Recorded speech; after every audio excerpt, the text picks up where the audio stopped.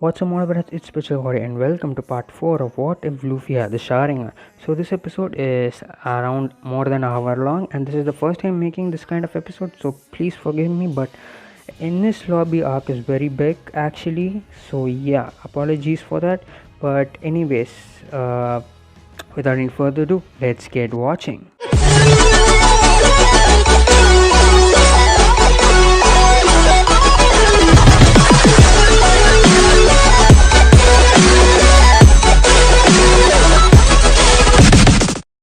Luffy and the crew arrive at the island of Ling Ring Long Island, a bizarre island where everything, including the animals and plants, stretches in either length or height.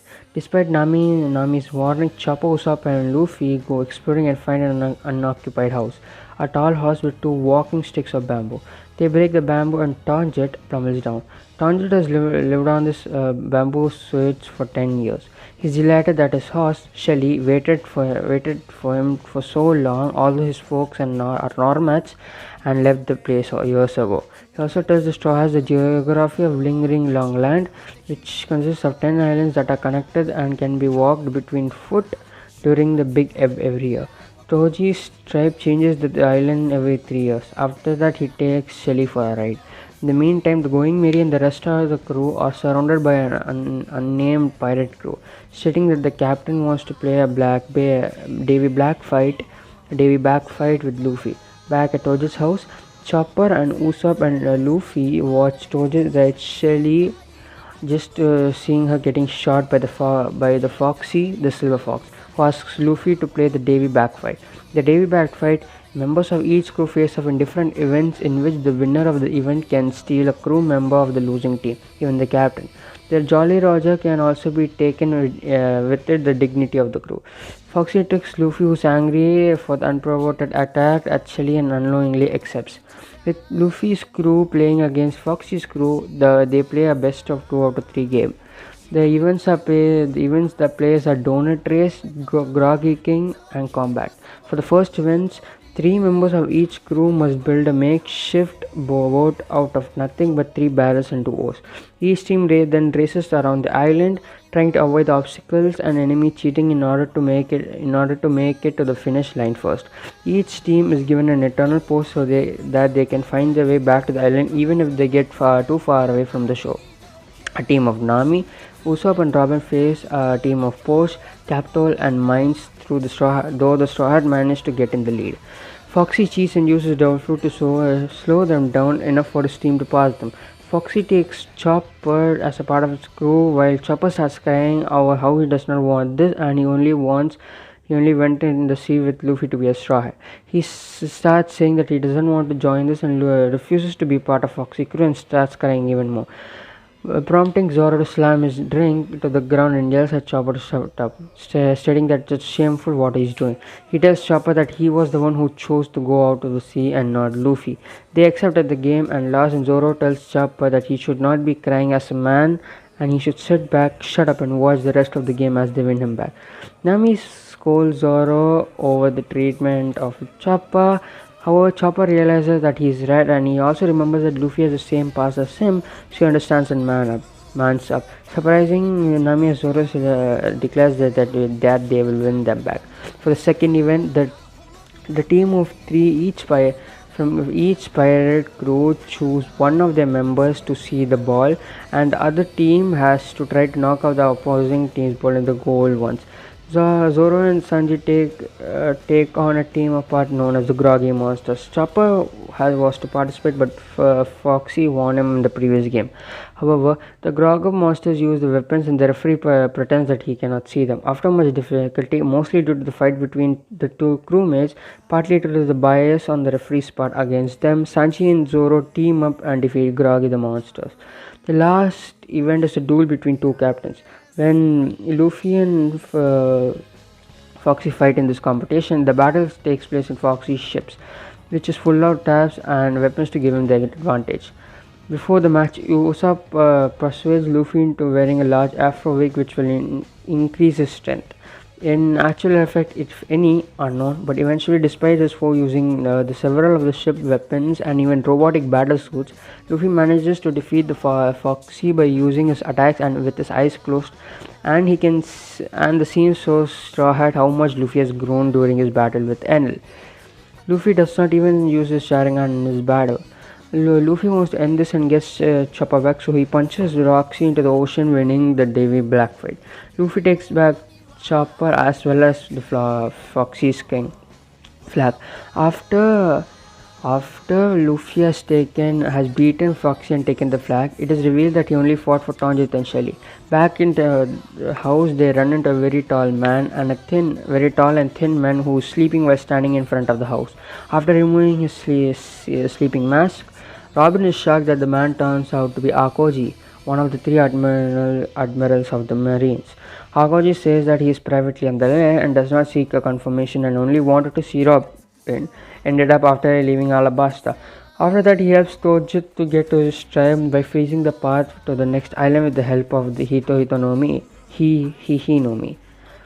After Tonjit leaves, Akoji confronts the crew and sees them as a threat to the world. The biggest threat he sees Robin for ability to read the poneglyph and tells the crew that every organization Robin belongs to does not exist anymore and she's the only survivor every time. Robin attacks Akoji but fails and Akoji tries to retaliate with a strike from a sword he instantly made from freezing grass. Zoro blocks and to strike and Sanji kicks the sword away. Both get caught by Akoji freezing Sanji's leg and Zoro's arm. Luffy tries a punch but only gets his hit frozen by Akoji's body.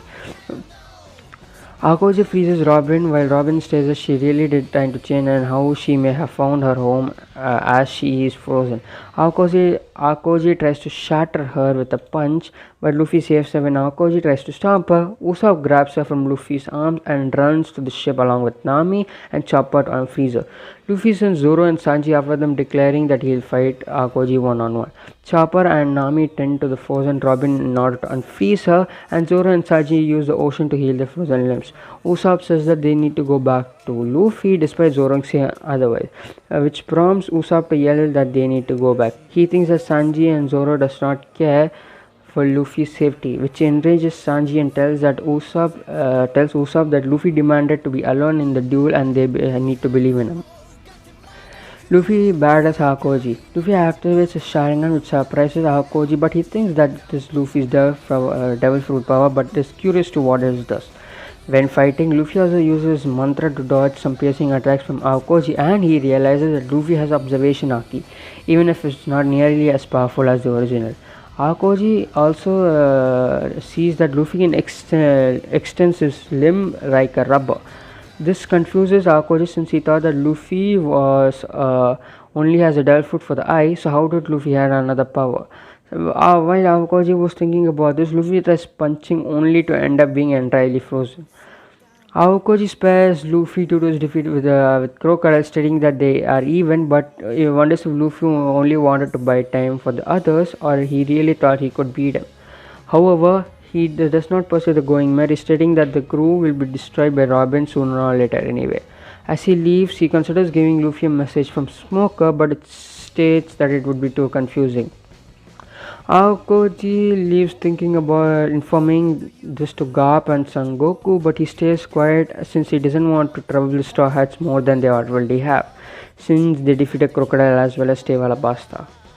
Luffy is later found by the rest of the crew and is like Robin defrosted. However, Usopp is exhausted by all this and wonders if more opponents this dog will keep appearing on the journey, stating he thinks that he cannot handle the pressure anymore and that they might be done for. Zoro says it does not matter since Luffy may have lost, but he becomes stronger from fighting from Akoji. The crew continues their journey 3 days later.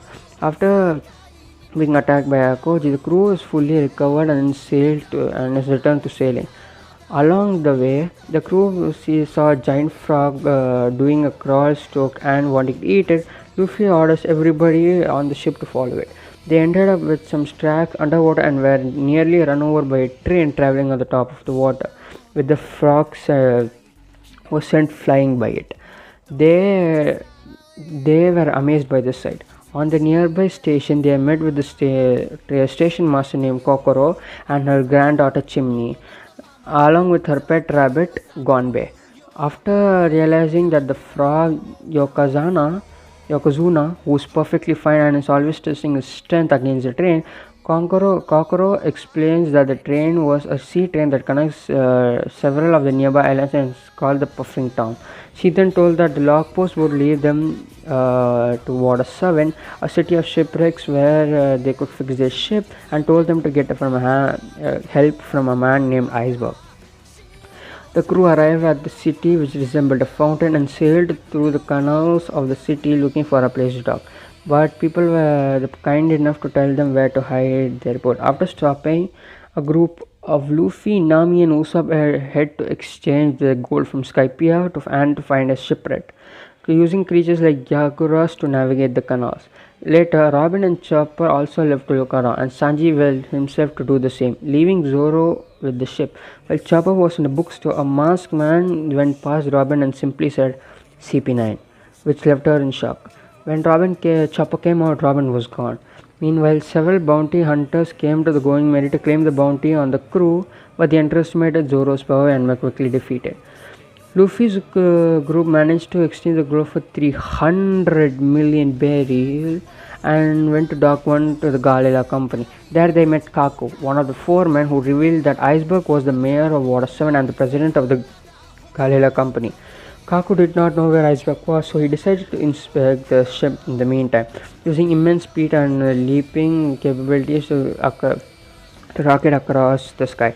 Just as Kaku left, Iceberg and his secretary Khalifa introduced themselves to the three and he arranged to work on their ship. However, as they were to enter the dock, the crew found that all their money was gone and they saw it being taken by several people. Luckily, at that moment, another foreman, Polly, who was running from tax collectors and knocked the robbers of the Yakura bowls, but was about to use the money to pay his debt from one of the foremen, Rob Lucy, stopped him. Iceberg revealed that the thieves were known as the Frankie family, a gang of dismantlers that the bounty hunt and steal on the side, which were led by a powerful man named Frankie. Anyway, Sanji saw Robin with the masked man from before, but when they turned the corner, he found that they were gone. He then met up with Chopper and they started looking for Robin. Meanwhile, in Dock 1, Usopp was separated from the group and he was attacked by the Frankie and the 200 he had was taken. Kaku returned from his inspection of the ship and revealed a startling fact. The Going Merry was impossible to fix. Since the Nile was broken, trying to fix it would be no different from making a ship entirely. Though Luffy complained about this, Iceberg told him to think it about a while. The empty suitcase containing the money Usopp carried were found, and they were concluded that the factory family was the cause. So Luffy rushed aimlessly into the city while Nami headed back to the ship after finding out the location of the headquarters from Galila Quarkers. On the way, however, Nami found Usopp bloody and battered on the street, and he deeply regretted letting them take the money. She left him there for now so she could get everyone else and explain the situation to others, including Chopper and Sanji, who just returned to the ship.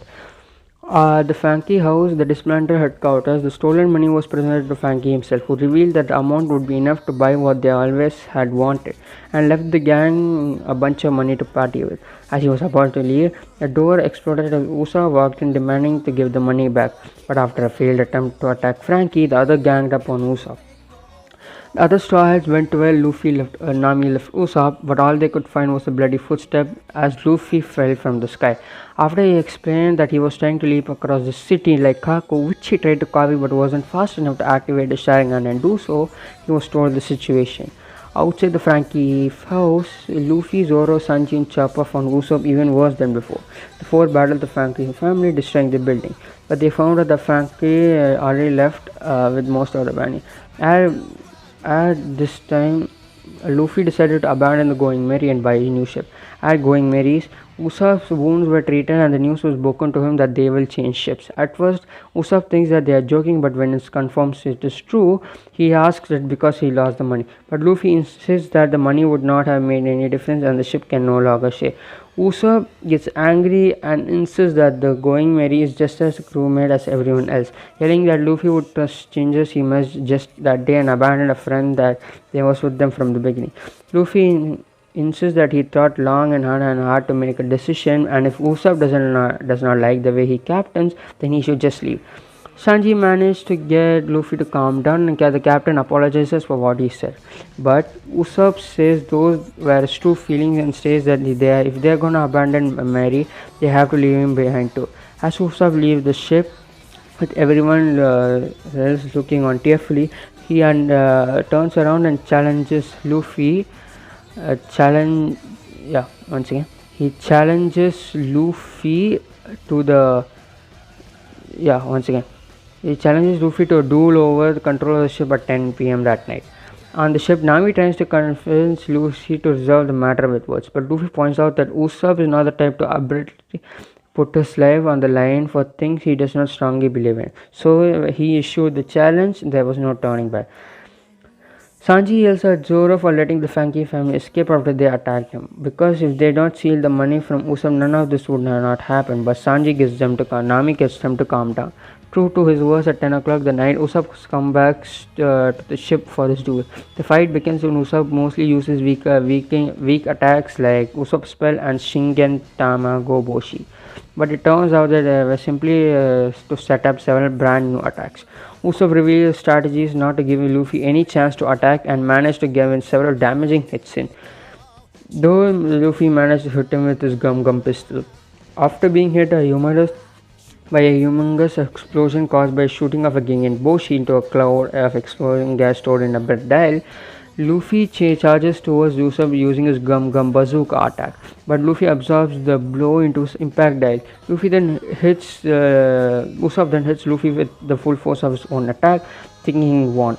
But Luffy managed to land on his feet and brings Usopp down with the Gum Gum bullet. Despite being the winner, Luffy lets Usopp have the going merry and the rest of the crew leaving the ship. Usopp realized that the Luffy wasn't even using the Sharingan to defeat him, proved that to Usopp that Luffy is way more stronger when he first met him. This also makes Usopp realize that he did nothing during the travel to get stronger. Even the childish Chopper began to train with the help of Zoro. Even Nami, who was not a fighter, was able to beat him. This just proves the theory and Usopp's theory is how weak he was from his past self. Just like his past self. Next morning, the entire city is in frenzy with the news that Iceberg was shot. Upon hearing the hotel they were staying in, Luffy and Nami decided to see the mayor, while the other kept looking for Robin. At the ruins of the Franky house, Franky returns and concludes that the Straw Hats were behind this. As it turns out, the other Franky members were hoping that their boss would want to avenge them and were keeping tabs on the pirates. They finally tell Franky that Luffy is heading for Dock 1. But meanwhile, Iceberg wakes up and identifies his attacker, one being a large man wearing a wasp mask, and the other was Nico Robin of the Straw Hat Pirates. At the same time, it is announced in the town that Aqua Laguna, an annual high tide that engulfs the lower part of the city, is coming. So Kokoro, Chimney, and her rabbit come to Water 7. At the Dock 1, Franky attacks Luffy with a flame attack, leading to the two pirates to believe that he is a devil cruiser, until he jumps straight into the canal and attacks them from there. After trading several more attacks, Franky reveals that he is a cyborg, a human with robotic parts. Before the fight can go on much longer, however, the Galela foreman intervenes. At first, Luffy and Nami think that they are helping to fend off Franky, but then they start attacking Luffy. They revealed that the Straw Hat Pirates were behind the assassination attempt, trying to arrest Luffy. After much fighting, where Luffy does not fight back, Franky gets tired of everyone ignoring him, so he unleashes his ultimate attack, Coup d'Event, to destroy the entire dock. Luffy and Nami take the chance to escape, and Luffy decides to see if Iceberg was telling the truth about robbing business attacker. Meanwhile, the Galila company searches the town for his other teammates, and the Iceberg statement is printed in all of the newspapers. At the company's headquarters, where Iceberg lives, Luffy breaks in and rushes around the building looking for the mayor's room, avoiding the attacks of the shipwrecks there. Iceberg hears about this and has Khalifa lead Luffy to his room. When the two meet, Iceberg confirms that he really saw Nico Robin and then pulls out a gun, requesting that Luffy let him see her. Luffy says that he has no idea where where she is and Iceberg shoots, attracting the attention of the other workers. Told Luffy managed to escape before they can get there. Meanwhile, Chopper and Sanji find Robin. Robin explains that there is a darkness in her heart that will engulf the rest of the crew if she stays any longer and declares that she is leaving. Sanji tells Chopper to go back and tell everyone what happened, but he has something else he needs to do. Luffy, Zoro, Nami, and Chopper gather together and reach the conclusion that Robbie may be being forced to do something by the man in the mask. But Zoro points out that it could not be good to have false hope. Either way, they conclude that this might be another attack that night and they could confront her there. Meanwhile, Frankie decides to bring Luffy out of hiding by kidnapping Usopp and stealing the ship. At the Gale headquarters, all the workers and foremen gather to protect the director. In the Galela headquarters, Iceberg calls Polly to his room and tells him something, and afterwards Polly leaves his guard post to go to another room, opening a hidden safe. The four remaining survivors gather outside of the headquarters, hiding in a tree, observing buildings for any event out of the ordinary when there is a huge explosion. At this point, several maskmen in costume, which includes Robin, rush into the building, who the workers assume are the Straw Hat Pirates. Nami, Chopper, and Zoro try to break into, only to find that Luffy is gone. While the female assassin distracts the guard, showing incredible speed and ability to jump while airborne, the man with Robin, wearing a bear mask, manages to enter Iceberg's room from the side using his Duo Nomi. He shoots Iceberg to weaken him, stating that they cannot kill him until they get the signal, and also leaves him to Robin while he handles the guards. The bear masked man easily takes care of the foreman Tightstone, demonstrating our ability to make his body as hard as metal. After this point, Iceberg really reveals the identities of the attacker. They are the government agency Cyberpol 7 or CP9, who intentionally failed the first assassination attempt in order to place the blame on Straw Hats, and they are after the ancient weapon Pluton, or the blueprints of Pluton, which Iceberg's owned through the inheritance from his great shipwreck Tom. Meanwhile, Zoro and Nami Chopper break into the building, thinking that Luffy would have distracted all the guards by aimlessly rushing in, only to find themselves surrounded. As it turns out, Luffy is stuck between two buildings. Meanwhile, Polly gets the blueprint out of Iceberg's safe, only to encounter two males in the bull and skull marks.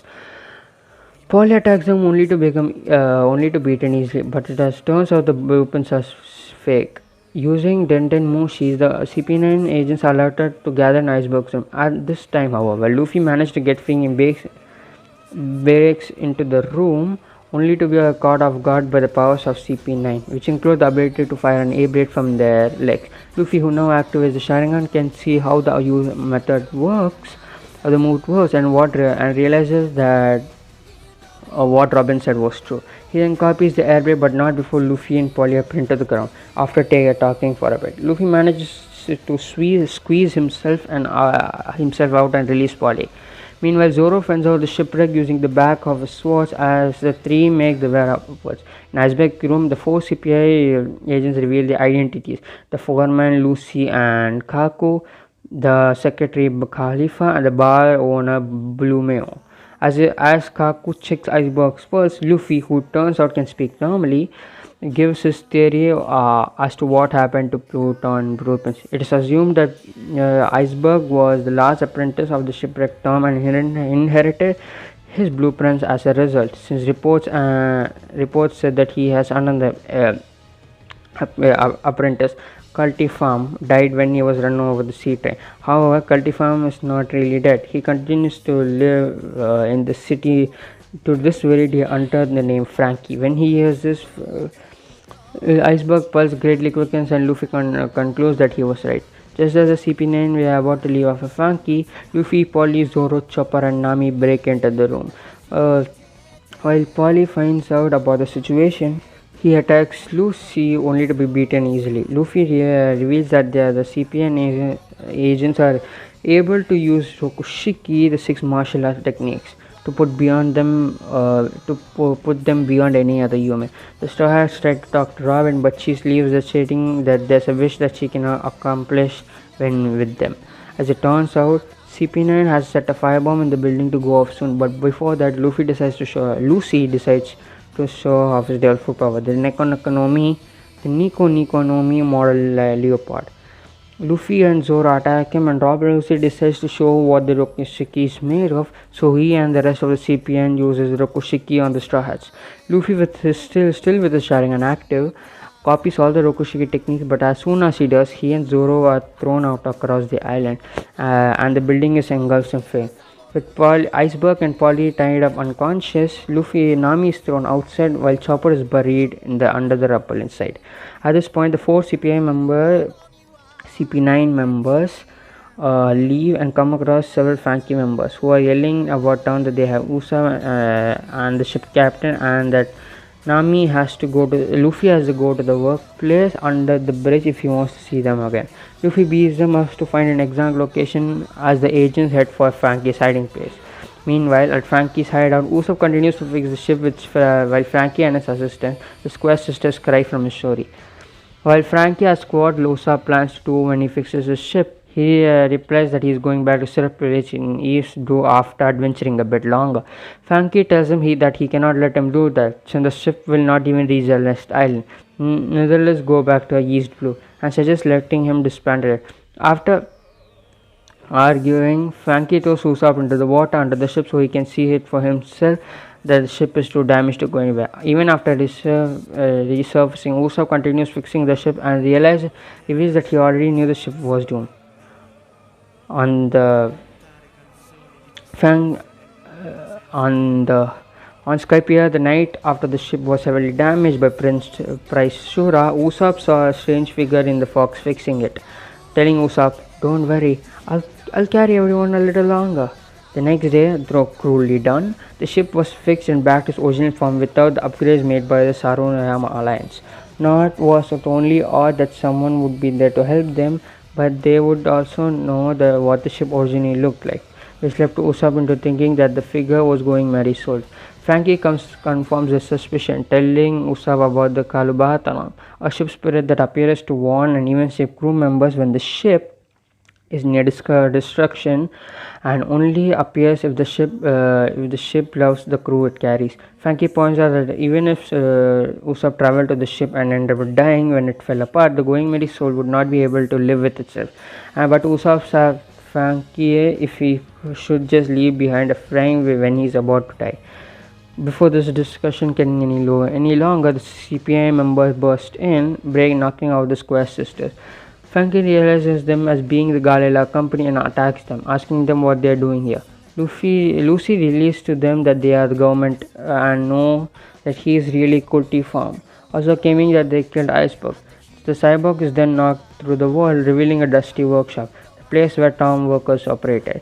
The CPN decide to look through in search of Proton blueprints, tearing the room apart, but Frankie tells them to get out of there. At Frankie and Usopp are restrained by the CP9, Frankie is told by the commander would like to talk to him. As it turned out, the leader of CP9 is Panda, who now wears a leather mask to cover his wound, as he states that he'll make Frankie pay for what he did to him before. CP9 decides to arrest Usopp too, and even though he left the crew, he still claims to be a pirate. Kaku then notices that they still not have get rid of the ship and releases into the storm with Aqualiga. Meanwhile, at the Gulela company, Iceberg, who saved by Chopper at the last minute in the Gulela headquarters, and Nami managed to regain consciousness, and Iceberg requests the other combatants that they speak alone. Iceberg then reveals that Robin told him the CPA would call for an island-destroying fleet of battleships known as the Buster Call, thanks to the permission of Akoji, and they will use it on Straw Hat Pirates if Robbie does not assassinate Iceberg and come with them to be executed at Marine in his lobby. In other words, the goal that she cannot leave when the Straw Hats is for the 6 crew members, excluding herself, to leave the island safely. With the knowledge that Robin did not betray them, Nami rushes to wake up Chopper. Polly wakes up and tells the other shipwreck that the pirates were not assassins, but lies that he did not see who the attackers really were and that it was Luffy, Kaku and Khalifa were at home. Nami rushes to stop the sea train led by Polly and the other several Gala members workers, while Chopper and the other workers search for Luffy and Zoro. At the Blue Station, the 4 CPM agents, along with Kurogi and her prisoners, board the sea train as Sanji observes the situation. due to this severe weather conditions. The street train is forced to depart from the station early. As the train starts to leave, Sanji sneaks on board, but Nami and others just get in time to see it leave. Thankfully, the carpenters find a note from Sanji to say that he is only on the train along with the baby Denten Mushi, so they can contact each other once he finds out the Denten Mushi on the train. Thus, Nami switches her priorities to find a ship to chase them, but Polly says it would be crazy to use a ship during Aqua Laguna. At this point, Chimney notices something at the back of the alley as Nami approaches them. She points out that Luffy is stuck between two buildings. Meanwhile, Chopper looks at the back alley and sees Zoro stuck in a chimney. Both Nami and Chopper hop across the buildings and to each of their respective crewmates. While Chopper tries to pull out of to Zoro out of the chimney, handing Zoro his sword upon request. Nami used to Luffy that Robin gave up her life so they could explain the government's wrath. Luffy then pushes the building he's stuck in between apart, and Zoro slashes the half of the building whose chimney he was stuck, and just as the first wave of Laguna crushes towards them, they just barely manage to reach to the higher ground, only to underestimate the strength and waves and engulf. Thankfully, Polly was quick and managed to pull them up, but it is not over as they have to quickly reach even higher ground before they are caught again. They succeed and the two members are told about the situation. While on Puffing Tom, Sanjay decides to get the best course of action when he is found by an agent. He kicks the agent to the cart, drawing the attention of everyone there. One of them suggests alerting CPI, but a CP6 agent, Jerry, very tall man that needs to bend over to fit in the car, says that there's no need to do that. He tries to fight Sanji only to be beaten without any effort. In the car, the CP9 is saying, back in Water 7, Luffy decides that they are going to take a ship to chase after Robin. But Polly points out that it is useless and no ship can get past a normal Aqua Laguna, but this year is far beyond average. At this point, Kokoro says that if any ship could pass, it would be the street train, and tells Soha to follow her. She takes them to an old cellar with a prototype sea train, Rocket Man, which was kept, and they find Iceberg finishing up on the maintenance. He had the same idea as Kokoro and came to the warehouse earlier to get ready, and the train was ready for departure. Luffy and Zoro managed to fully recover by eating a bunch of meat and sake brought by Nami and the pair of conductors. Before they leave, the Frankie family appears before them.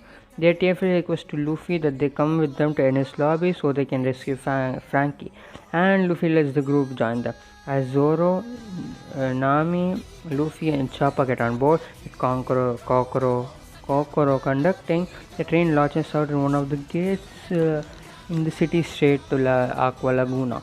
As the train launches out of the city, the Frankie family attach their cart to the train, bringing them along with the King Bulls, Sodom and Gorama. As Conqueror steers the ship to the tracks, gently boasting his speed. Being a prototype, Rocketman's speed cannot be controlled, and once it gets on tracks, it's impossible to steer. As it turns out, Chimney, Gobe, Polly, Tilestones, and Lulu stored aboard. After Polly tells that the two foremen are the identities of the assassin, they reveal that they came along to avenge Iceberg. Since they share a common enemy, the Straw Hats, Galela Company, and the Frankie family officially form an alliance. At this point, Luffy decides to test out his new copied moves and uses all of it in the moving train, being Geppo, Moonwalk, Tekai, Iron Body, Rankyaku, Tempest Kick, Suru, Shave, Shingan, Finger Pistol, and Kame Paper Art. Seeing this, the Straws as well as the Galia Company and the Frankie family are shocked to see someone using the moves which whooped their asses before. Nami realizing that what Robin said about the sharing was true, Nami asks the use of it so they can find a weakness. Luffy explained all of the moves to them. Zoro, Choppy, and Nami realize by learning the Rokushiki techniques, they have much better chance at winning the upcoming fight. Nami asks Luffy to tease him, and Luffy does it, albeit with some difficulty, but then he soon realizes that he can use his Sharingan to read their movements and compare it to CP9 members. The Galila company, the Frankie family, also tried to learn, but they soon realized that these techniques are way too difficult for them. So the remainder of the trip is spent by training the Rokushiki techniques. Meanwhile, on Puffing Tom, Sanji reaches the next car, which is where Usopp and Frankie are kept. After being convinced that Frankie is good by Usopp, Sanji reluctantly frees both of them and they climb onto the next car, where Captain T-Bone is stationed.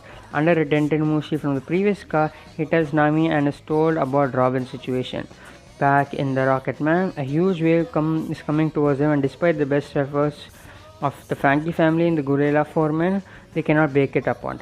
At this point, Luffy and Zoro make it their move by performing their ultimate combo attack, Gum Gum No 300-pound cannon, and blast a huge tunnel through the wave, saving the train. Though Frankie decides to help rescue Robin, Usopp refuses to, saying that he no longer is a part of the member of the crew, and walks away. Minutes later, however, a masked man in a cape who looks exactly like Usopp, calling himself Sogeking, appears before them and says that Usopp told him about the entire situation and that he is willing to help. Sanji and Frankie says I through this disguise but decide not to say anything. As Captain T-Bone, a zombie knight swordsman, and his soldiers look at the last two carriers, their three intruders detach them from the rest of the train, leaving very few people left. They enter the next car, which holds the kitchen, and they encounter the CP7 Chef Wanze, a very odd-looking and energetic man that makes ramen with his nose hairs and fights using ramen kempo. Sanji holds him off as Frankie and Sogeking continue to the next car. After a while, the Rocket Man approaches the detached cast, and after Luffy makes sure Sanji and the others aren't on it, Zoro cuts it off and gets it off the tracks. Soon, they come across Captain T-Bone, who ran ahead on the sea train tracks in desperate attempt to stop the intruders. T-Bone fires projectiles towards Zoro, but is able to dodge them and knocks T-Bones off the track.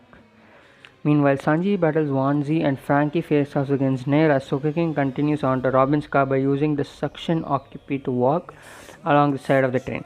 He then meets Robin and tells her about the situation, but she still refuses to be saved. When Corgi comes in to seize the source of the noise, Sogeking's eyes and hides under the Robin's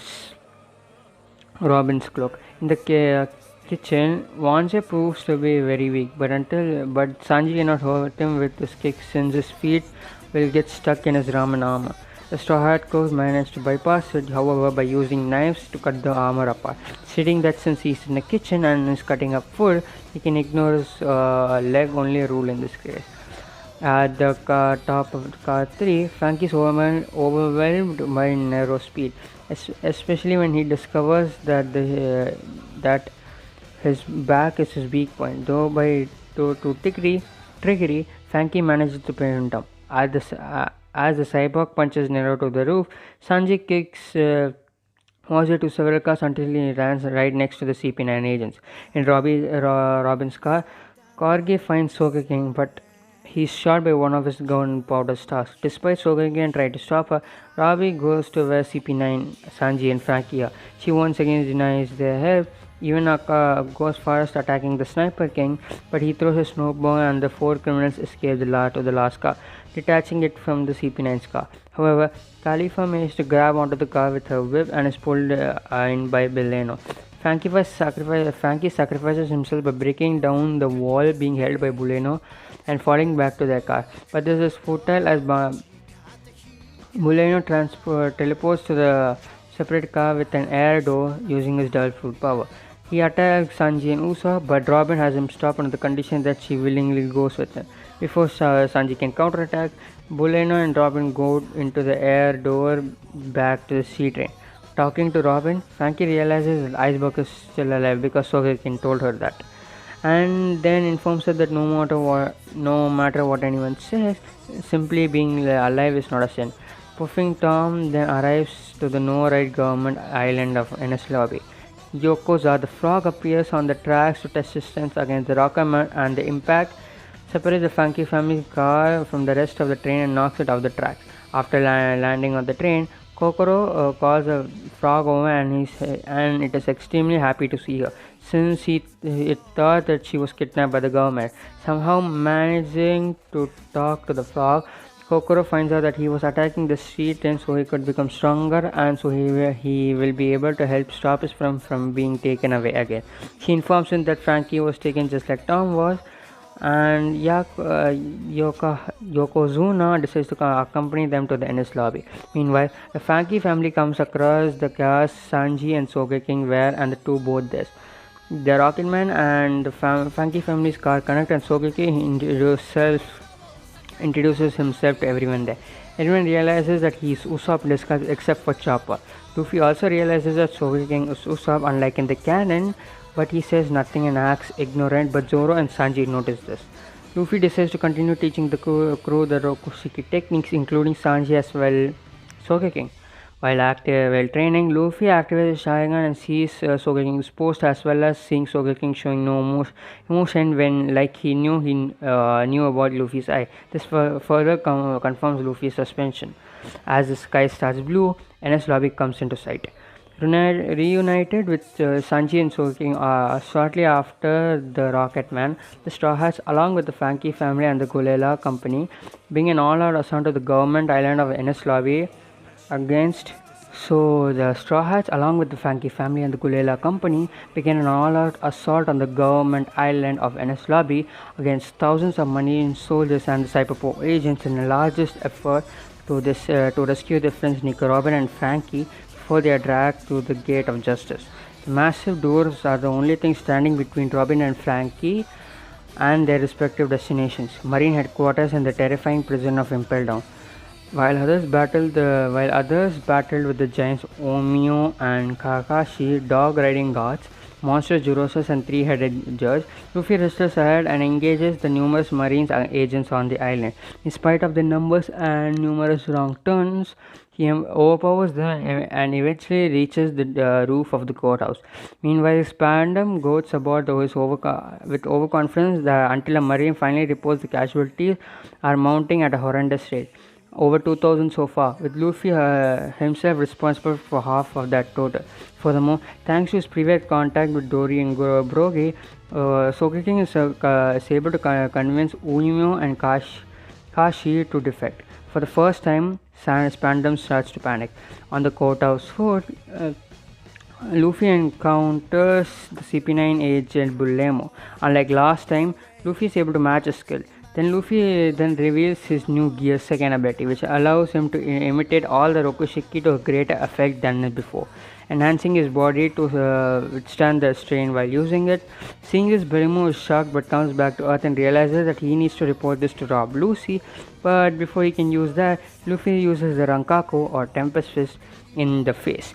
Berimo realizes that he can't escape without defeating Luffy, so after fighting Berimo with the Sharingan and using his overpowered mantra, Luffy is able to overpower Berimo's strongest Tekai technique, Tekai Ring, which is Iron Body Weight.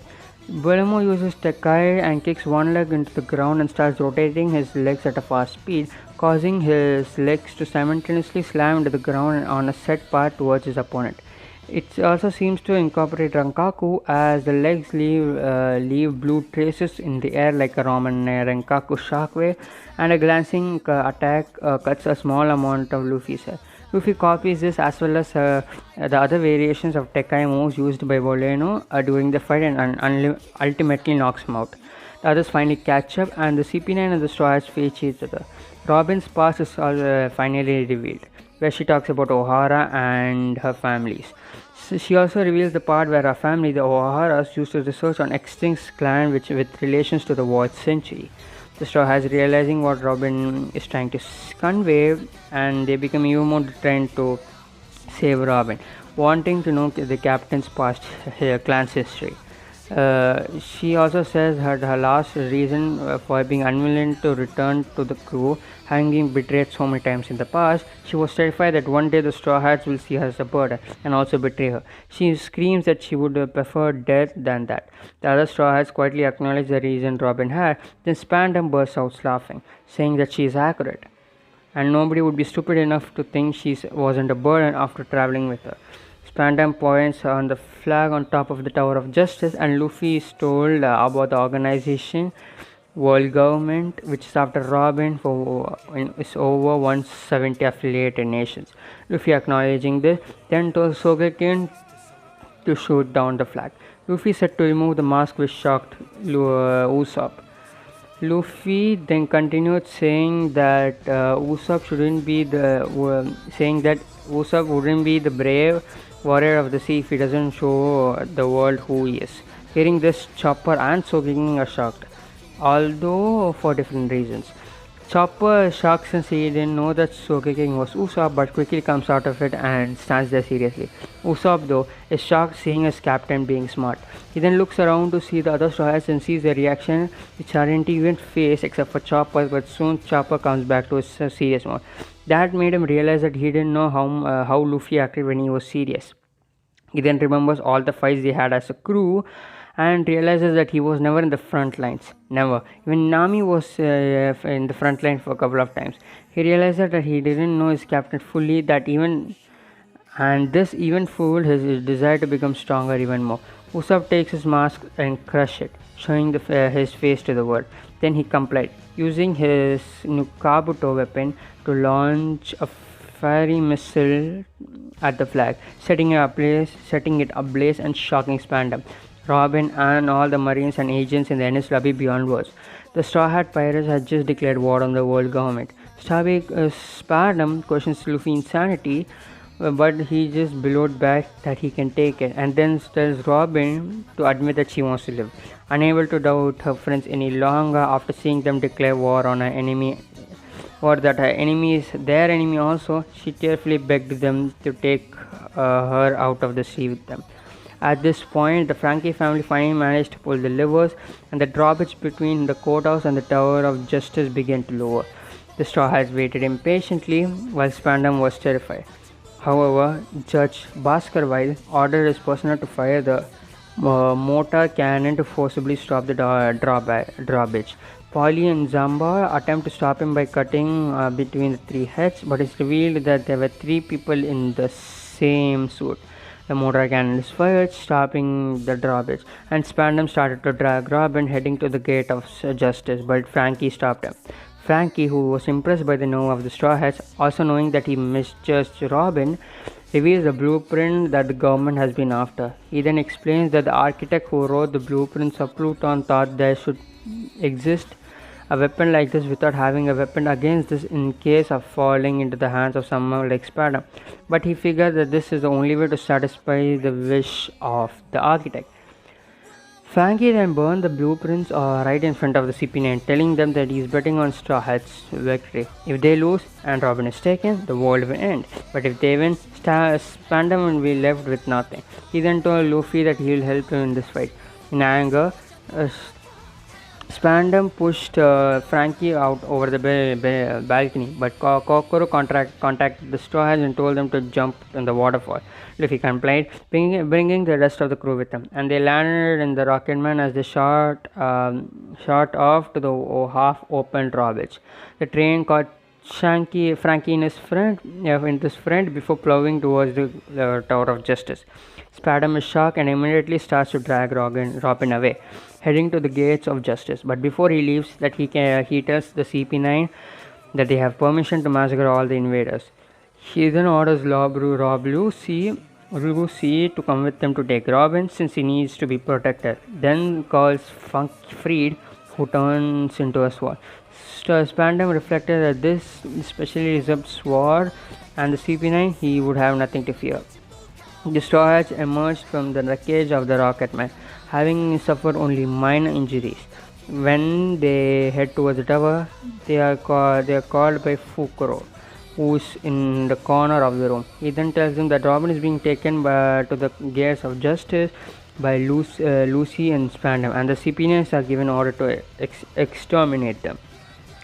He then showed them the key, which explained a key to Robin's seized on handcuffs. After a bit of conversation, Amidst the Straw Hat apologies, Fukuro explained that the sea stone is hard as a diamond, and handcuffs would never be removed without a key. Luffy attempted to get it back, but Fukuro evaded with Zoro. When he appears, he tells the crew that the key he may or may not be able be the one to Robin's cuffs. He then goes off to say that, including him, there are 5 CP9 members in the building, each with a key, and only 5 would release Robin's handcuffs. The Straw Hats would need to defeat all of the CP9 members to be sure that they would have the right key. Nami suggests that they retrieve Robin first, but Fukuro threatened to throw the key into the ocean if she did.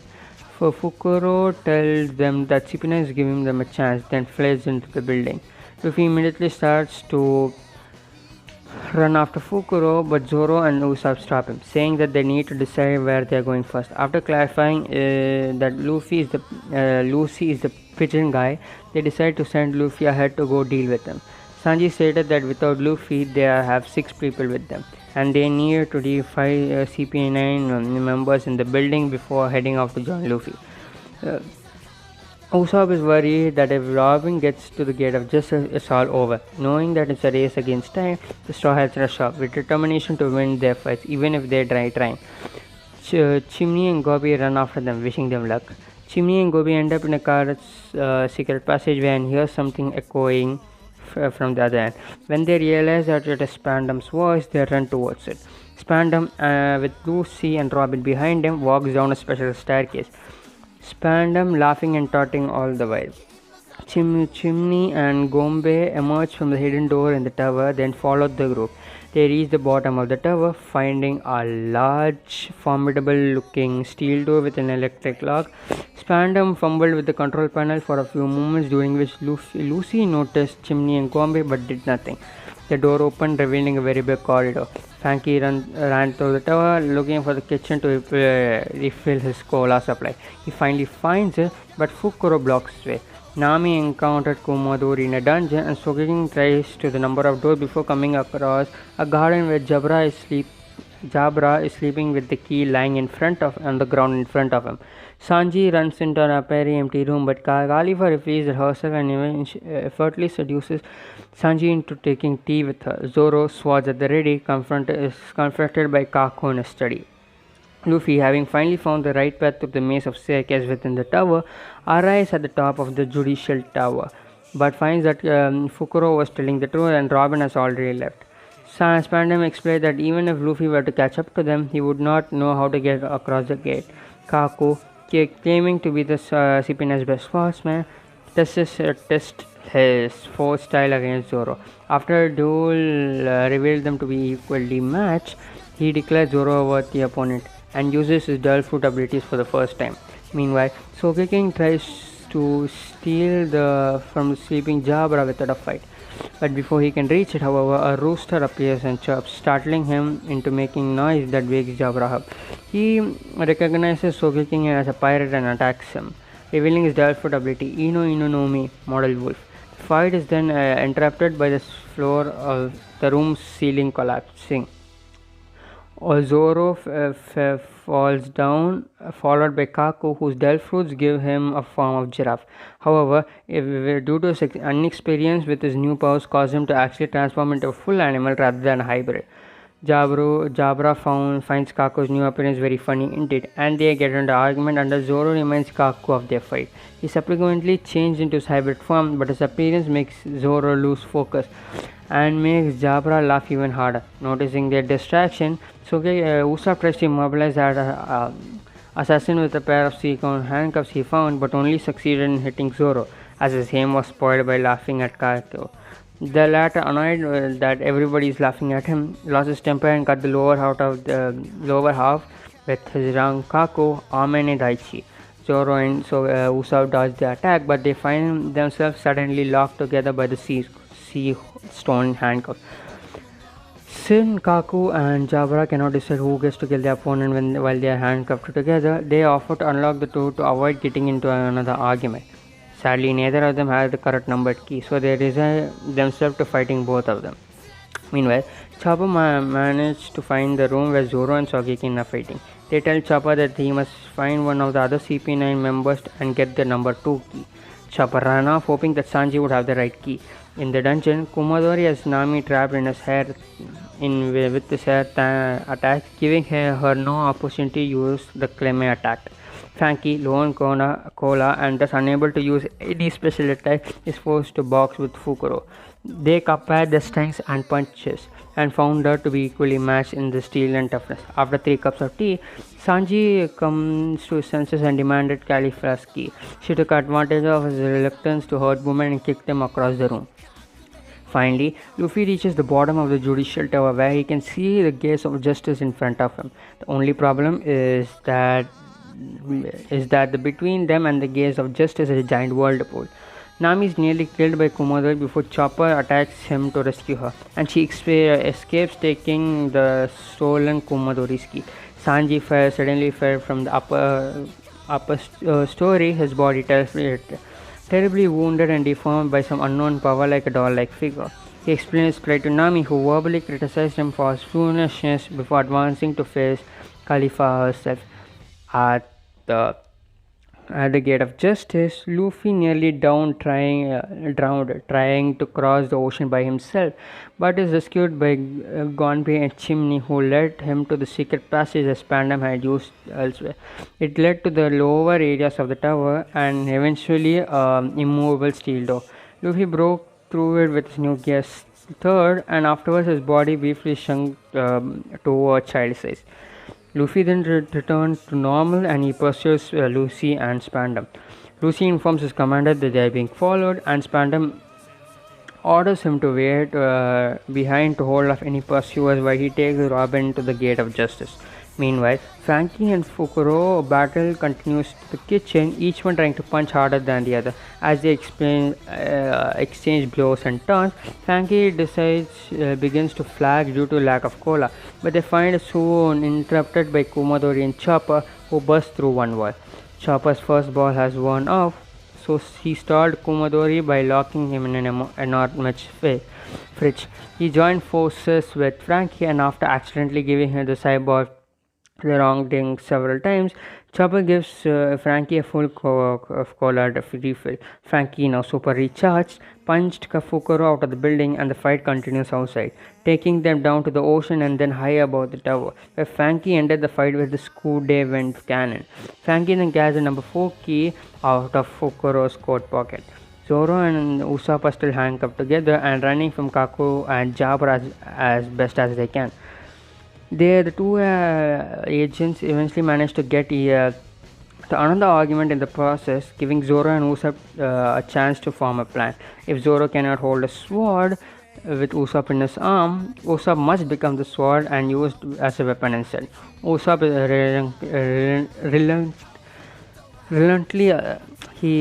Usopp just barely accepts. Back in the kitchen, Kumadori escapes from the fridge by eating his way out and confronted Chopper, who was forced to use his training he learned from Luffy. He then uses Tekkai, which is Iron Body. The Tekkai hardens the user's muscle to the level of iron in order to nullify the damage taken from attacks. Seeing Chopper use Tekkai out of nowhere, Kumadori is shocked. Chopper deactivates Tekkai and attacks Kumadori, who is still in the shock state. But Kumadori comes back to Earth after he realizes that he is getting attacked. Kumadori, with his superior fighting skills, is able to dodge Chopper's attacks and hit him as well. Chopper stops his attack and uses Tekkai, but Kumadori sees that Chopper doesn't have any experience in using the move, so he mocks him by bypassing the move and attacks him. Chopper quickly realizes the weakness of Tekkai. He can't move in the form as well as his experience in his technique. He hears Kumadori insulting him and boasting about another form of Tekkai called Tekkai Kenpo, Iron Body Kung Fu. Hearing this, Chopper wants to learn, but he doesn't have Sharingan like Luffy. But then he remembers how Luffy got access to mantra. He directly asks Kumadori about the mechanisms of the move that he's telling. Kumadori is confused as to why Chopper wants to know, but then he boastfully explains the technique. Kumadori starts explaining various variations attack, which also comes with Tekkai Kenpo, and Chopper fully concentrates on hearing while Kumadori stops the battle and goes on blabbering. After a couple of minutes, Chopper is able to understand the mechanisms of the Tekai Kempo as well as the variations moves that comes with it. After this, Chopper realizes that his time is up for the first rumble ball and is forced to take another one. However, eating the second rumble ball in such a short time made his transformation random and erratic, leaving him open for attacks. Chopper, while fighting, tries to use Tekai Kempo but isn't able to. But then slowly he is able to. Due to Luffy helping him doing his training with the help of Sharingan to read the movements and to see if there's any wrong move or not, Luffy makes sure that Chopper's base in the Rokushikis are good. Chopper only knew Tekai since he was a heavy hitter with nearly no defense, which proved to be the right choice. With all of his training from Luffy, Chopper is able to learn Tekai Kempo. Kumadori seeing Chopper using the advanced Tekai is shocked to the core, which Chopper uses to his full advantages. He then uses Tekai Kempo, Okame Hajaki, which after hardening his hands with Tekai, Chopper punches the opponent.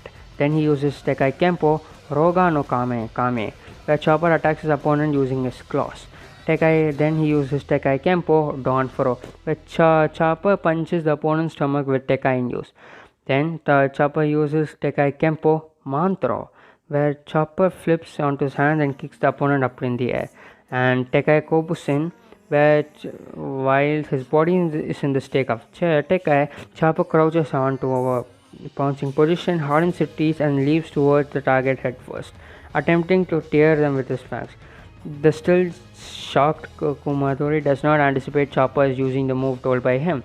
With him still being shocked, Chopper is able to finish him off, defeating him just before the timer of the second ball ends. But due to Chopper not eating this third rumble ball, he doesn't transform into his master point and loses control.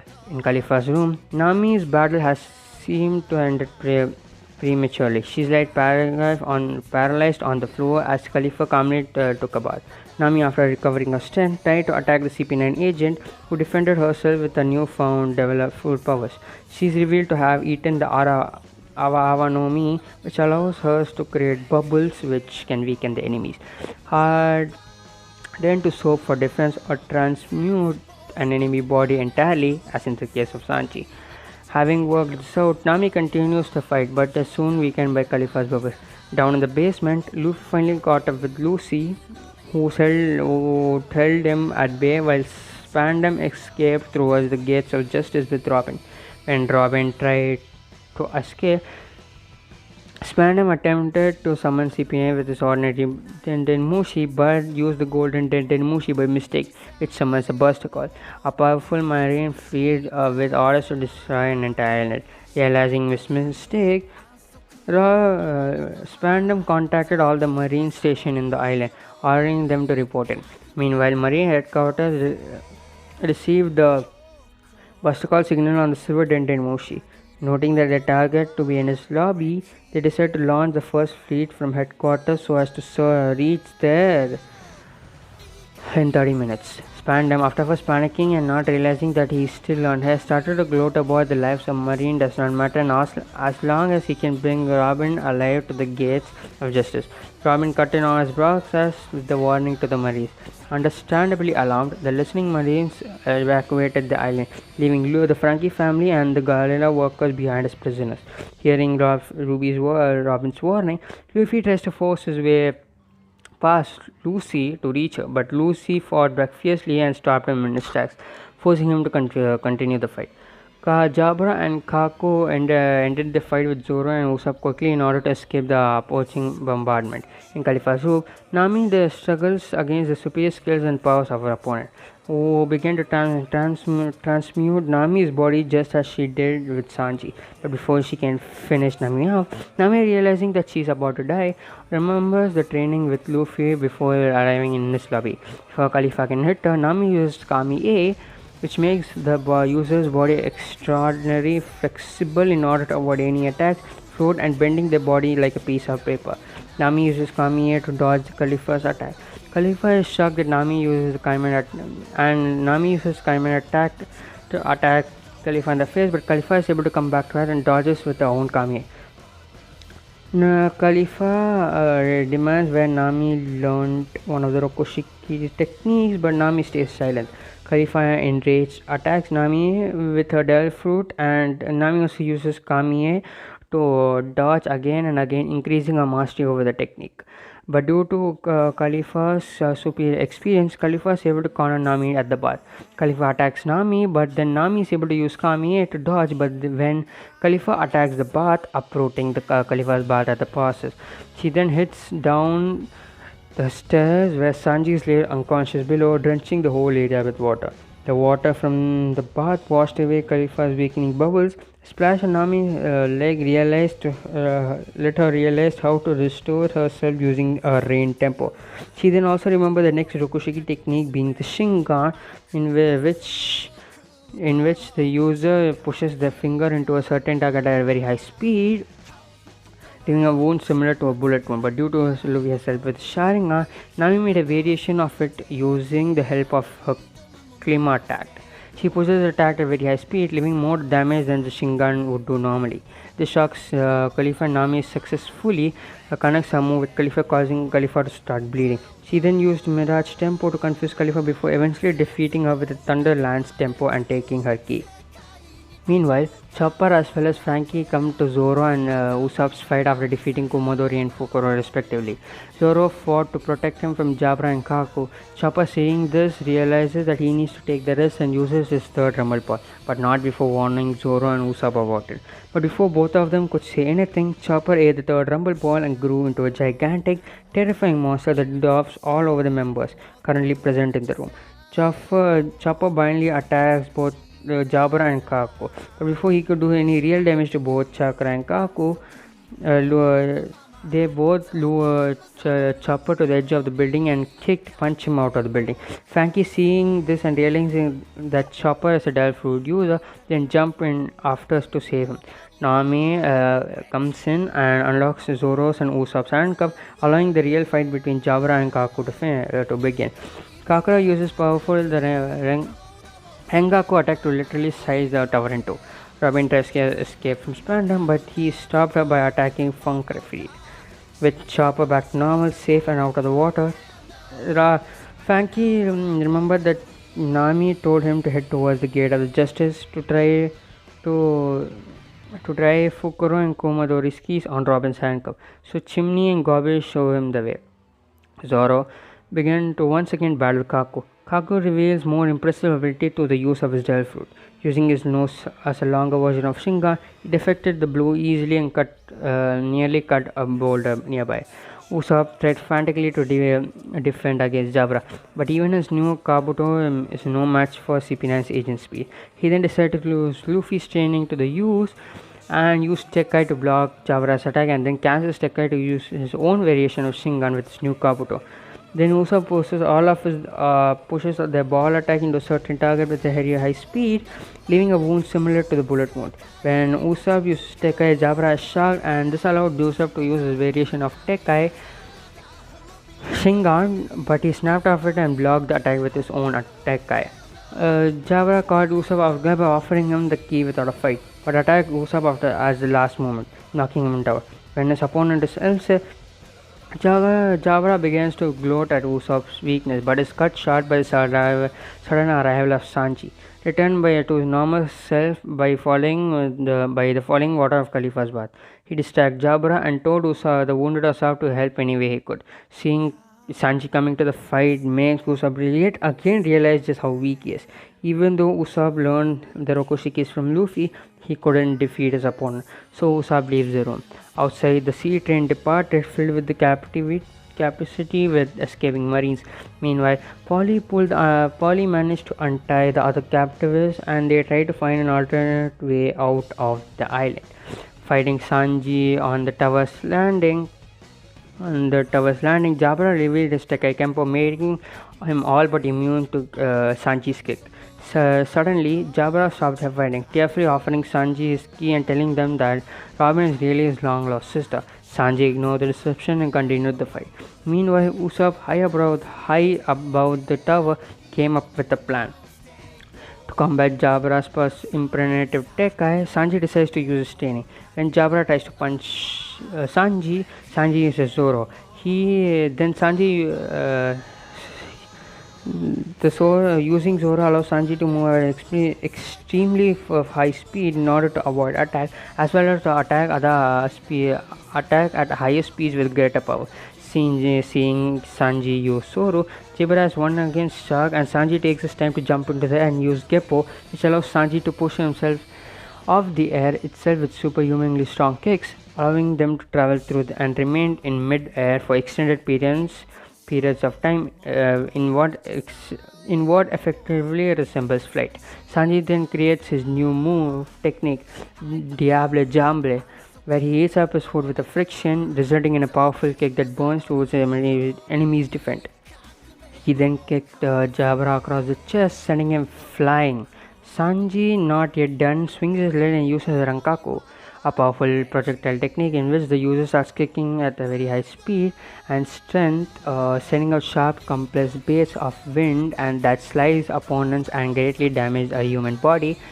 He using 3 of the 4 Rokushiki technique, which shocks Jabra at the core, and Sanji is able to kick him all the way down to the floor, defeating him. Just before Jabra goes unconscious, he asks how the Straw Hats are able to learn the Rokushiki techniques, which are reserved for the Marines and the world government officials only.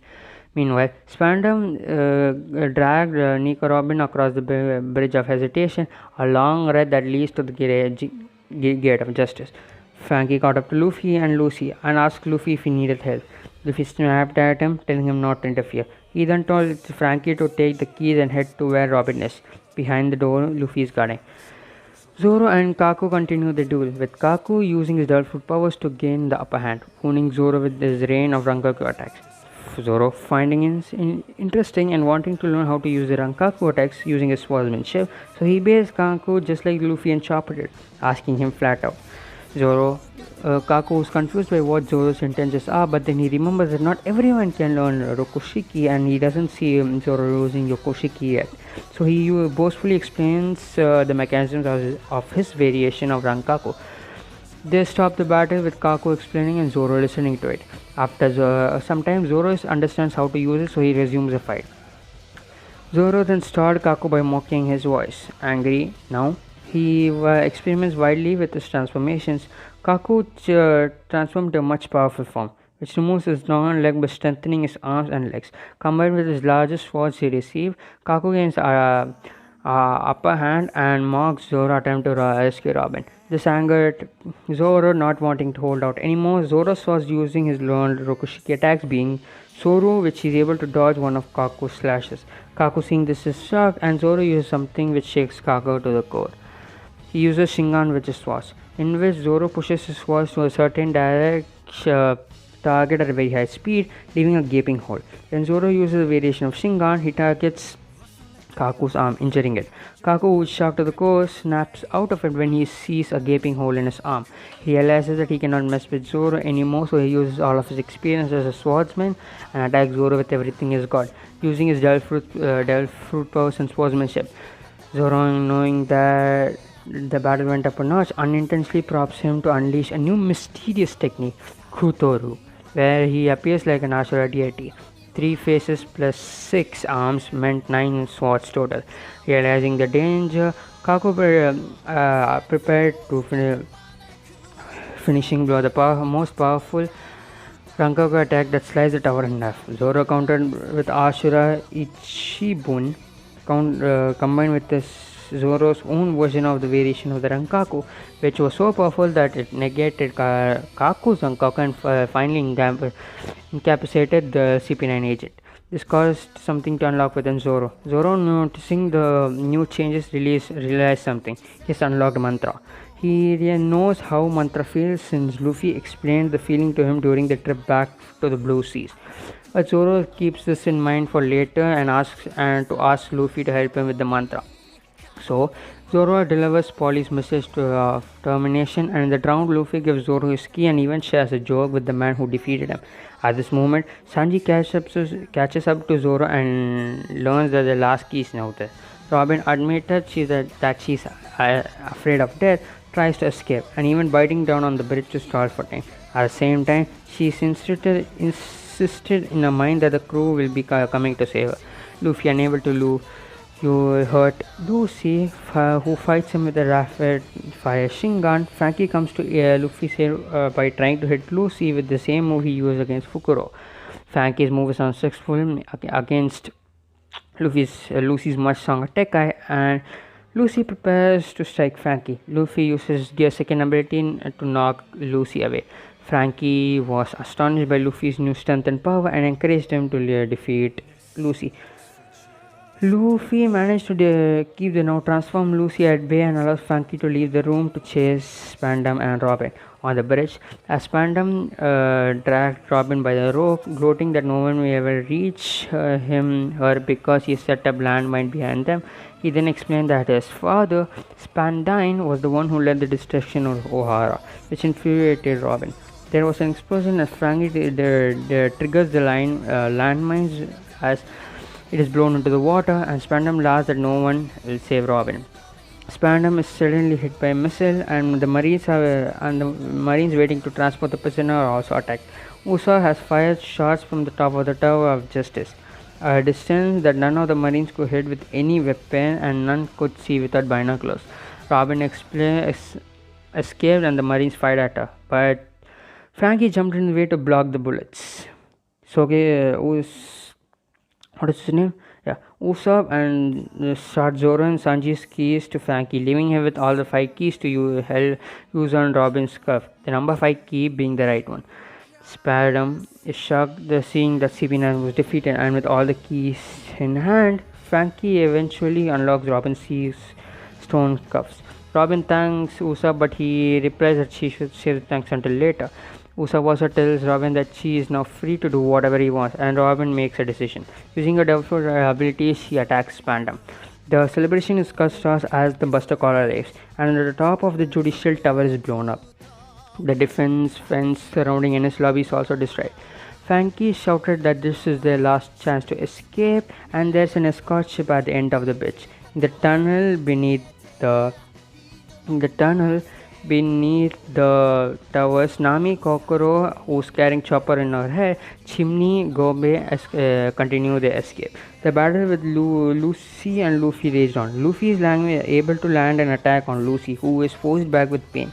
Lucy then explained to Luffy that the Gear's second ability is bearing on his body away and shortening his lifespan by pumping blood into his legs, causing the blood flow to speed up. Luffy yells back that he does not care and wishes to save his comrade first. So Lucy raises his stakes and uses the Rankaku to smash the wall, causing the water to flow into the tower and the tunnel system below. Anyone in it, namely anyone, will drown. Spandam orders the Marines to take back Robin, but the Marines stop as they saw the Buster Call approaching. The Buster Call is now on Enies Lobby and is about to destroy everything. The fleet appears along with the 5 vice admirals. The Buster Call Marines explain that they can destroy anything but a single bridge on Enies Lobby. Because Robin is standing there. Although Spandam thinks that this is because of his presence. It is revealed that during the last Buster Call, everything in Ohara was destroyed except for the ground where Spandine was standing. The Frankie family continued to rush towards the Gate of Justice. Meanwhile, Usopp falls to where Sanji and Zoro are located. They then try to get Usopp to leave, but he was slowed by injury. He then tries to explain the properties of Kabuto, but is cut down by Sanji. Nami, Chopper, Kokoro, Chimney and Gobe are under the room where Luffy and Lucy are fighting, which also is filling up with water. Having exhausted himself, Luffy is attacked fiercely by Luffy, who taunted that though Luffy was stronger, Luffy unleashed Gear 3rd. They briefly explained how it works. His arm then swelled to massive proportions, and he attacked Lucy with a gigantic pistol, sending Lucy flying through the wall and towards the sea. In the tunnels, Zoro, Sanji, and Usopp heard the sound of water and saw Nami, Kokoro, who has Chopper in her hat, Chimney, and Goombay running from the rushing water. The water begins to fill up the passage, engulfing them all. Lucy, after receiving a Gear third attack is knocked out and landed in one of the marine ship. After recovering, Lucy returns to his human form and takes off his shirt, showing scars on the back similar to the world government's symbol. Luffy explained deeply and then attacked the ship. The marines fired at him, but Luffy was unaffected. Luffy then resumed his fight with Lucy, attacking with a gigant axe, but Lucy managed to dodge it. He then turned into the complete animal form and bit Luffy. Luffy escaped by expanding his body while Lucy returned to his human form. Lucy tried to hit Lucy with a giant whip, but Lucy dodged the attack and destroyed mass of the ship. Lucy then fired a Turbo Shingan Paichi and hit Luffy, which Luffy copied by the way, and deduced that Luffy's speed decreases as his strength increases. The ship starts to split while Luffy laughs boldly. The Vice Admiral Oniguro noticed Lucy and Luffy fighting and ordered the fleet to target the ship they were on. He explained that even if it is Lucy, he will survive. A Marine objected to the idea, saying that 1,000 Marines are aboard on the ship. The Vice Admiral killed the Marine on the spot, asking if anyone can protect the future from a criminal with his weakness. The ship begins firing, and the ship that Lucy and Luffy are on are hit. Luffy explained the bombardment with his evolving mantra, which is even more evolving because he has to focus on all different areas. Anyways, he then returns to the tower. However, when he lands, he is shrunk from the side effects of the Gear Third, and he hides from Lucy until he can return to his normal state. Spandam mocked the pirate, thinking Luffy died in the attack, and then continues to brag about the Buster Collar until Frankie finally punched him in the face. Angry, Spandam tried to attack Robin with Funk Freed in the elephant form, but is stopped by Frankie, who threw the animal back into the top of Spandam. Lucy found Luffy and began to attack him. However, right before Lucy could strike the finishing blow, damage from Gear Third attack starts to halt. As he struggled with pain, Luffy then returned to normal. In the tunnels, Zoro and the others slowly down. As they near death, Kokoro saves them by revealing her true identities as a mermaid. Robin and Frankie hijack the Spandam's escape ship, and Kokoro soon arrives, jumping into the ship with an unconscious Straw Hat crew. Robin and Frankie thank her as she changes back to a human, and her friends wake up, but they realize they still need to wait for Luffy. Meanwhile, Omio and Kashi, who's been carrying Zaba, Muyokipi, and the rest of the family, Frankie family, Polly, Lulu, Tetsun, and all of them make out a path for the Buster Call, finally reach the exit of the Enies lobby. However, they are attacked by the 3 Buster Call ships. Hit by cannon fire, the Straw Hats alliance tumbles into the waterfall below. Luffy, still having trouble to fight Lucy, uses Gear Second one more to even the odds. Lucy decides to give it his all using mantra, the Ritamo sharing, and as well as all Rokushiki techniques one after the other. Lucy is shocked, but he snaps out of it almost immediately. The Straw Hats and Frankie continue to wait on the ship for Luffy. They then heard the announcement from the Buster Call ships about the apparent death of their allies, leaving everyone, especially Frankie, shocked. The group then discussed Lucy's fight with Luffy, claiming that Luffy always seems to know exactly which opponent he has to fight, so they aren't overwhelmed. Back in the battle, Lucy hits Luffy with his most powerful Rokushiki technique that he knows, being the Rakugan, damaging Luffy heavily. However, Luffy is able to copy the move Rakugan, adding to another move to Luffy's arsenal. Luffy then gets back up and even more determined to face Lucy. Meanwhile, the Buster Call ships realize they robbed Lucy and the tower, and so they destroyed half the bridge and isolated the tower. The fleet is aimed at where the rest of the crew are waiting to capture Nico, Robin, and Zoro and the rest of the crew. The crew is ready to fight back so that Robin is not recaptured. The Marine are astounded by the crew, noting that one pirate cruise was able to take down Enies Lobby and CP9. Usopp spotted Luffy and Lucy in the tower and called out to the pirate. Frankie, Usopp, Zoro, and Sanjeev, who were on the bridge, cheered them on.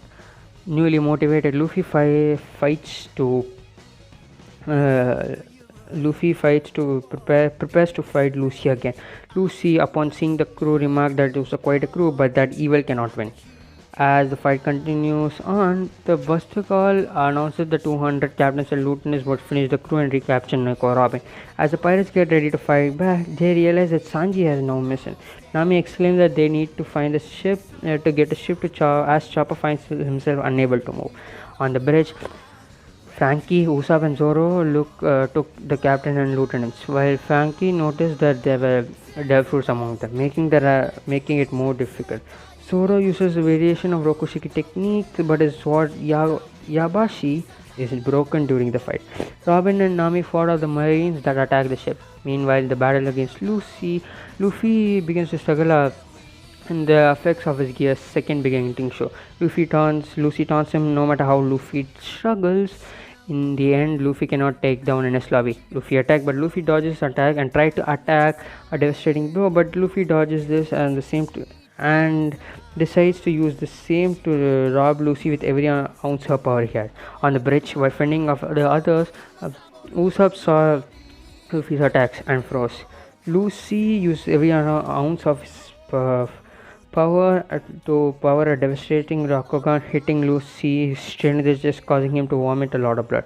Lucy at this point realizes that Luffy can easily manage and predict his speed, copy all of the moves, and well as experience as himself. Knowing that the move could end it using everything he has left, Luffy bombards Lucy with the Gum Gum no Jet Gatling, crushing him through the wall and finally defeating him. As the Marines and the crew witness Lucy's defeat, Luffy falls to the floor, exhausted but triumphant. Luffy then calls out to Robin that they're going back together, causing Robin to tearfully smile. But her heart beats a lot faster, which is, well, I don't know. Maybe you guys know. Anyways, the Marine are shocked at the loss of Lucy, whom they consider to be the strongest of all CP9's history. Usopp, Frankie, and the rest of the crew, letting out a sigh of relief, began to congratulate Luffy unexpectedly. Suddenly, the dented Mushi from somewhere transmitted a mysterious voice, which also congratulated Luffy. Knowing that they are being heard by somebody, they reveal themselves to be the Frankie family, Galila shipwrecks, Yokomaza, as well as the danglings of the police rope. They explain that the giant took the shots for them and they are now safe. All of them began climbing the rope as Frankie starts crying. Wiping their last of the tears, he yells defiance against the Marines. The Marines that realize that Luffy is seriously fatigued and not able to move, much of the crew shock. Usopp encouraged Luffy again to move, but the latter cannot move at all. The Marines now notice that the pirates are escaping through the escort ship, fire at and destroy the ship. The crew, realizing the cockroach, Chimney, and Gobe and Chopper are still there, witness the horror as the ship starts sinking. Suddenly, Sanji appeared carrying all of them. A Marine tries to capture Nami, but Kokoro knocks him out with a kick. The Buster Call's ship starts firing at Zoro and the others as they run for the explosions. The ship prepared to find as Luffy at the tower. Robin tells everyone that at this distance, even if she tried to put him out of there, Luffy would just fall into water. The crew begins to shout at Luffy, saying that he needs to get up. As the rest of them shout at Luffy, Usopp notices another voice. Frankie yells at him that this is his family, but Usopp insists that this is a different voice, one he recognizes. Luffy also hears his voice, hearing someone tell him to look below. The rest of the crew starts hearing mysterious voice. As the Marines start the countdown, Usopp urges them to jump to the sea, asking Robin to help move Luffy. Zoro says that it will kill him, but Usopp says that they have a friend among them, which leaves Zoro speechless. 2 seconds remain in the countdown and Robin moved Luffy towards the sea. Chopper starts crying when he saw a familiar figure coming up from the water. Sanji, Nami, and Chopper cry as Going Merry arrives, telling them to return to the Sea of Adventure. Kokoro to Chopper, Robin, and Luffy to the Going Merry before boarding herself. Spandam, returned broken and bruised from beating with Fankard, ordered the Marines to open fire on Merry, firstly claiming to have permission from Admiral Fuji to bust up all ship's fire, only to be caught up in a strong current and hit each other. Sanji, during his action, had started to close the Gate of Justice, causing the whirlpool's current to return. As Nami uses the current to eventually elude the battleship, as more shots are fired, which Zoro and Sanji deflected by using Luffy as a sling. Spandam yelled more orders, but Robin used the powers to break his spine. Finally, Frankie and the Kudeta were to catapult the ship and out of danger. At this front in the island, the Frankie family, the Gulela, the King Bulls, and Yakuma So Kozuma commanded the Puffing Tom and returned to Water 7. Aokiji on the scene and declared the islands in truce and there is no way to depict Ennis Lobby as anything but a complete defeat for the world government. The, the reunited Straw Hats leave for the chaos of the Buster Call behind and sail off to Ennis Lobby. Sometime later, they leak on a ship where Iceberg and his shipwrecks are in it. However, the joy story as Mary's her finally gives and splits into two. Luffy pleads to Iceberg to fix the ship one last time, but Iceberg cannot. He already done what he could. He declared that what he saw him before him was a miracle, a ship so loved by his crew that it meant beyond his limits to save them one last time. He then praised the ship and crew for such extraordinary loyalty. Luffy comes to realize what Iceberg is saying and understands what is to come. After moving to Iceberg's ship, Luffy and the rest of the crew marry a Viking funeral, setting her ablaze for a final voyage. The crew lament on the funeral of the ship. They each hear the soul of Mary, thanking them for a good care of her. Though Luffy argued, Mary says that she was happy with only regrets that she could not continue the voyage with them. As the ship starts to burn away, the crew mourn their friend as well as Mary. They thank Mary for another wonderful life. As Straw Hats leave Ennis Lobby, the story shifts 2 days where the heroes have returned to Water Lobby and they are resting. Everyone have a good. Everyone has a good life, but that's when the Frankie family gets the bounty, where Frankie gets a call from Zamba that the stuff he has bought with Straw Hats stolen money has arrived and the Straw Hats leave Ennis Lobby.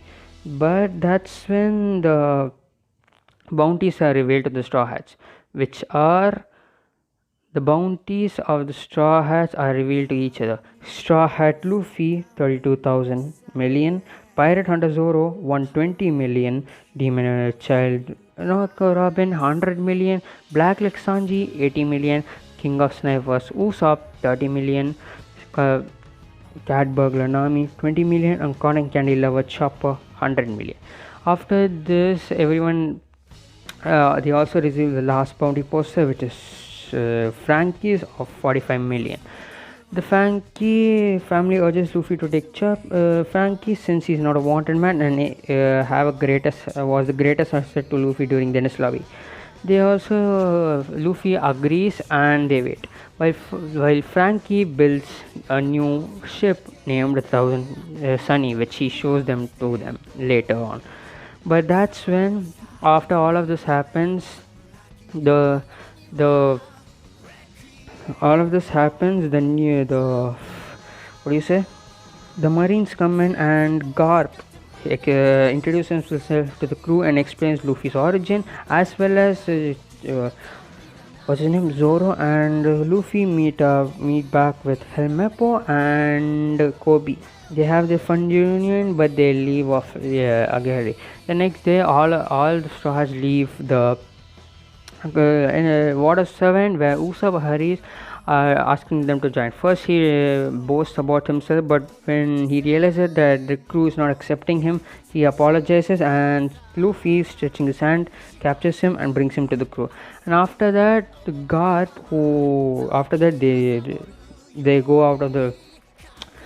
go out of Water 7, and that's when Garp attacks them, stating that he needs to capture them. But Luffy's crew, with the help of Frankie, is able to dodge them, and the ship escapes from the Marines. And that's why I want to leave for this episode, guys. If you guys like this video, like, share, subscribe, do the necessary stuff, and if you don't, I can understand. Peace out.